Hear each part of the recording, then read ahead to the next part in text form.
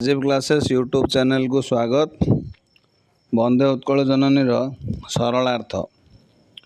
पूत पयोधि विधौत शरीरा तालतमाल सुशोभित तीरा। सरलार्थ है उक्त पद्यांशटी आम पठित साहित्य सिंधु पुस्तकर वंदे उत्कल जननी पद्यरू आनीत। एठारे कांतकवि लक्ष्मीकांत महापात्र उत्कल जननीर सौंदर्य को वर्णना करछन्ति। उत्कल जननीर शोभा वर्णना यही कवितार कवि उत्कलवासी उत्कल प्रदेश गठन में संग्रामी होगापी आग्रही कराइछन्ति। उक्त पंक्तिटिरे जन्ममाटी उत्कल जननीर शरीर को पयोधीर पवित्र जल विधौत कर देउछि। पयोधी कूले ताल और तमाल गछगुड़िक उत्कल जननीर शोभावर्धन करने सह पयोधी कूल को मनोहर करि देउथिबा दृश्य एठारे कवि वर्णना करछन्ति। एही पंक्तिटिरे जो दृश्य कवि वर्णना करछन्ति प्रकृत ताहा भारी सुशोभित अटे। यह एक प्रेरणाधर्मी कविता। अन्य एक सरलार्थ घन घन भन भूमि राजितांगे नीलभूधर माला साजे तरंगे। सरलार्थ उक्त पद्यांशटी आम पठित साहित्य सिंधु पुस्तकर वंदे उत्कल जननी पद्यरू आनीत। एठारे कांतकवि लक्ष्मीकांत महापात्र उत्कल जननीर सौंदर्य को वर्णना करछन्ति। उत्कल जननीर शोभा वर्णना उत्कल सम्मेलन रे ही कवितार गान करी कवि उत्कलवासी को उत्कल प्रदेश गठन में संग्रामी होगापी व्रती कराई पारिथिले।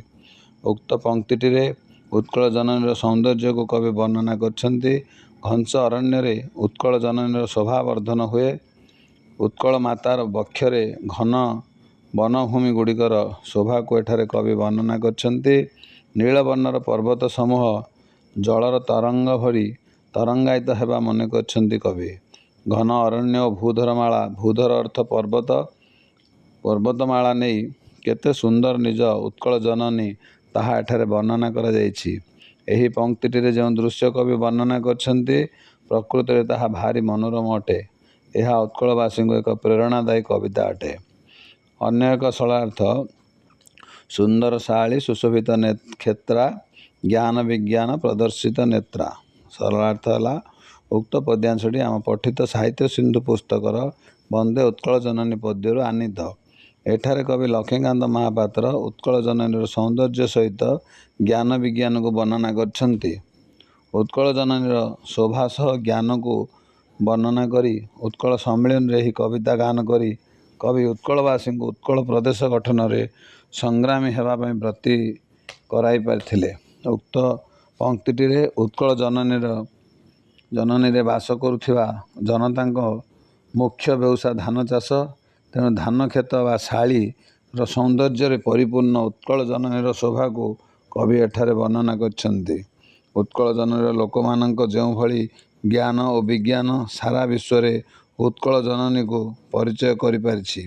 उत्कलीय मानक ज्ञान विज्ञान सर्वत्र प्रदर्शित होई उच्च प्रशंसित हो पारिछि। एही भली सुंदर और समृद्ध मोर उत्कल जननी बोली कवि वर्णना करछन्ति।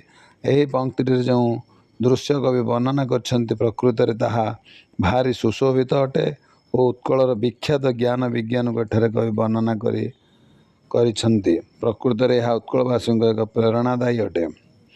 अन्य एक सरलार्थ उत्कल सुरवर दर्पित गेहा कवि अरिकुल शोणित चर्चित देहा। सरलार्थ उक्त पद्यांशटी आम पठित साहित्य सिंधु पुस्तकर वंदे उत्कल जननी पद्यरू आनीत। एठारे कांतकवि लक्ष्मीकांत महापात्र उत्कल जननीर वीरत्व गाथा वर्णना करछन्ति। उत्कल जननीर वीरत्व अरिकुल किपरि शोणित होइथिले ताहा वर्णना कर उत्कल सम्मेलन ही कविता गान करी कवि उत्कलवासी उत्कल प्रदेश गठन में संग्रामी होगापी व्रती कराई पारिथिले। उत्कल जननीर वीरत्व गाथा इतिहास पृष्ठरे लिपिबद्ध रही। यही वीरत्व देश विदेश में गुंजरित होउछि।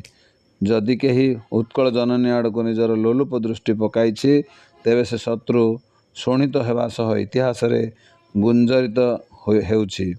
तेणु जेकोसी अरिकुल उत्कल माँ पाखरे रक्त रंजित हो फेरिछन्ति।